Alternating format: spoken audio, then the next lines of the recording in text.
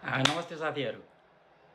आज म चाहिँ के एउटा आइडिया के सिकाइरहेको छु भने सब केटाहरू अब जिम गर्न भ्याइएन फुटबलले गर्दा भन्थे होइन। म चाहिँ के गर्छु भने घरमै जिम गर्छु कि म फुटबल पनि हेर्दैछु टिभीमा होइन।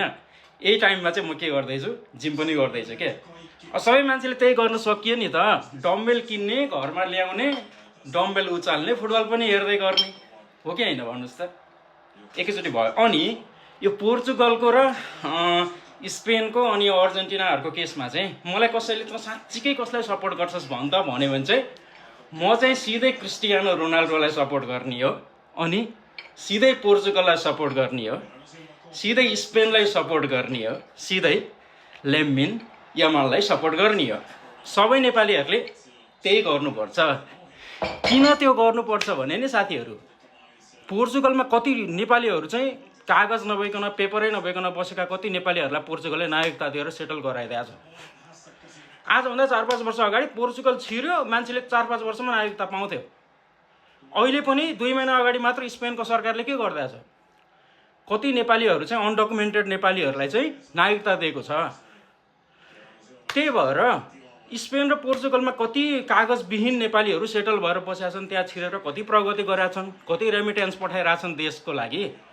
अर्जेन्टिनामा कति नेपालीहरू बसेका छन्, कति नेपालीहरू बसेका छन्, कति नेपालीलाई छिर्न दिएको छ। अनि हामी अर्जेन्टिनाको किन सपोर्ट गर्ने? हामी त हाम्रो देशको लागि चाहिँ जसले राम्रो काम गरेछ, हाम्रो देशको लागि कसले राम्रो गरेछ? स्पेन, पोर्चुगल। स्पेन भनेको कसको देश? लामिन यामालको देश। अनि पोर्चुगल कसको देश? क्रिस्टियानो रोनाल्डोको देश। त्यही भएर क्रिस्टियानो रोनाल्डोको देश, यामालको देश। लाइक स्पेन र पोर्चुगलको चाहिँ कम्पेरिजनमा अर्जेन्टिना हुनै सक्दैन क्या नेपालीहरूको लागि। त्यही भएर यो पागल भएर एउटै देशको सपोर्ट गर्नुपर्छ भन्ने छैन साथी हो।